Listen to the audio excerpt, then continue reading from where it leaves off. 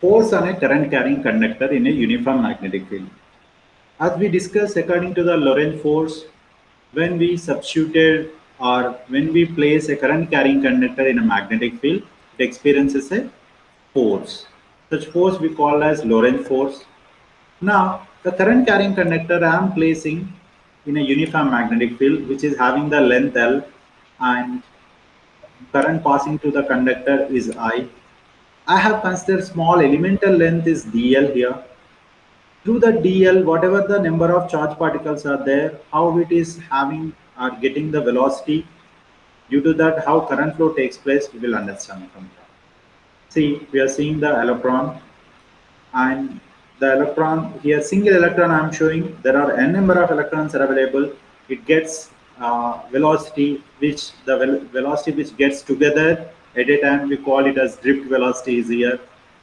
So that is happen which is opposite to the current direction. The force experienced by the current carrying conductor is you are seeing in the picture, which is perpendicularly to the magnetic field as well as drift velocity. As we know the Lorentz force application and formula, from that F equal to minus, instead of Q I have written E into Vd into B cross D. B is magnetic field, Vd is, usually we have written here velocity of charge particle. Since we are talking with respect to the drift velocity, so Vd have substituted. Now, as I told you here, n number of electrons are moving. We know through every current carrying conductor, n number of electrons flows, and they'll get the drift, means sudden motion will get. Of course, we studied in current electricity, that is a concept of number density of electron. What do you mean by number density? Means the number of electrons per unit volume is called as number density. Here, with respect to area of cross section, we are describing, because through the area of cross section of a conductor, we are dealing with this. So, A is the area of cross section, and the number of electrons in the element dl, whatever we considered element dl length, across that, how many, what is the number density? That we can write in terms of across dl, the number of electrons, n into a into dl. A into dl. A and dl gives a volume, remember. Okay. Did you know or don't know the number density which we studied earlier? Number density equal to number of electrons per unit volume. Volume can be written as area into length. Here length is dl. If I'll take this is this side, then number of electrons equal to n into a into dl. We can write. Okay. So on that basis, we have written here. Now, whatever the force which is acting, since the total force on the conductor F we can take, but across the small elemental length dl, then the force can be taken as df, small elemental force, which is experienced by an electron across the dl length.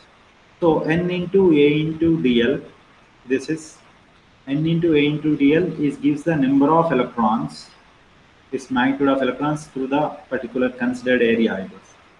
And minus E as usual, Vd into B, Vd into B we have taken. Now, you can also see here, minus I have written because of nature of the charge particle is negative.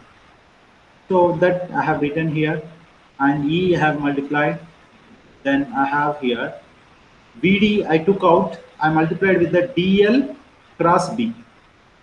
Remember here, dl cross B. Here, while I am taking dl cross B, with respect to length, length is not vector actually, but I am trying to show in the form of vector. Whether we remember or not, I equal to NeAVD, NeAVD from the current electricity, the relation between the drift velocity and current.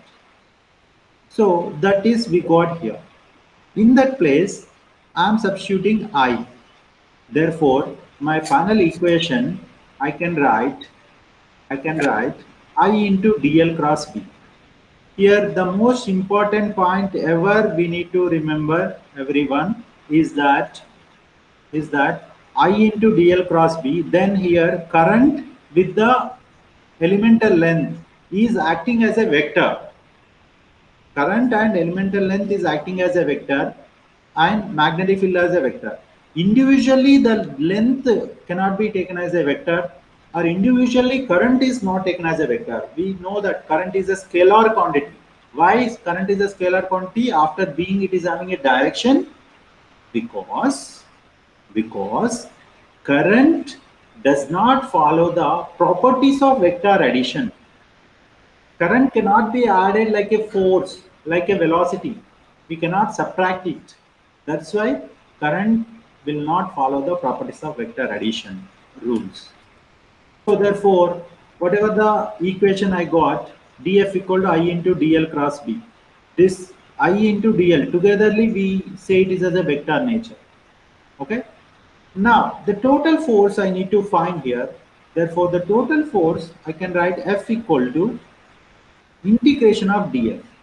Why? Small elemental length, no? When small elemental length, if you are integrating, then that gives the total force. As we studied, integrating in the sense summing up all the dl lengths across the length L, if you add it, then you will get the total length, right? So that is the integration of df equal to integration of I into dl cross b. So we are expressing a closed is in a form of integration. Therefore, the complete equation in terms of force, if you write dl become L, then I into L cross B is the equation. That is further I can write in terms of magnitude. This is vectorially. Further I can write in terms of F equal to ILB, or this is a simple acronym word we call BIL, BIL, BIL. Bill sine theta. Why we have used sine theta? Since it is a cross product, it is making sine angle theta with the plane of vectors. Therefore, this F equal to Bill sine theta. Here also same as before, the conditions, different cases. If theta equal to 90 degrees, then F equal to Bill is maximum. The force experienced by a conductor is maximum.